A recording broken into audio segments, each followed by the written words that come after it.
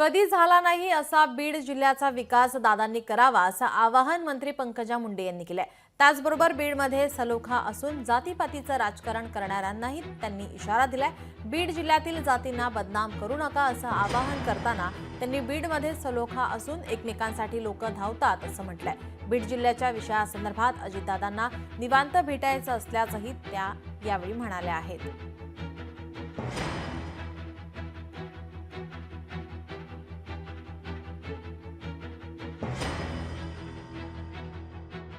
पण अर्जुन महायोद्धा ठरला आणि अर्जुनाने महाभारत जिंकलं। त्यामुळे माझ्या जिल्ह्यातला प्रत्येक माणूस निष्पाप माणूस अर्जुन आहे। उगी चार गोष्टींमुळे चार पोरांमुळे माझ्या जिल्ह्याला बदनाम करू नका, माझ्या जिल्ह्यातल्या जातींना बदनाम करू नका, माझ्याही जातीला बदनाम करू नका। आम्ही एकमेकांसाठी धावणारे लोक आहोत, एकमेकांसाठी कष्ट करणारे लोक आहोत।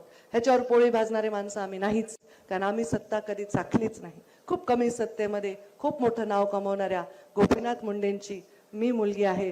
दादा, आयुष्यात नाही वाटलं असं कॉम्बिनेशन झालंय।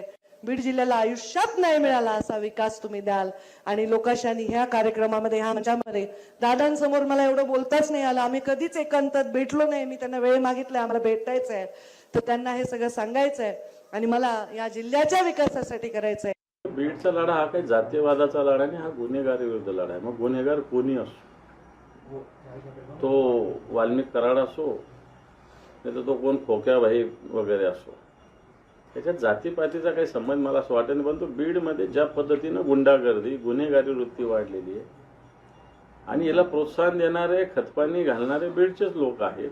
बीडमध्येच अशी गुन्हेगारी का फोफावली, कोणी फोफावली याचा विचार पंकजाताईंनी करावा।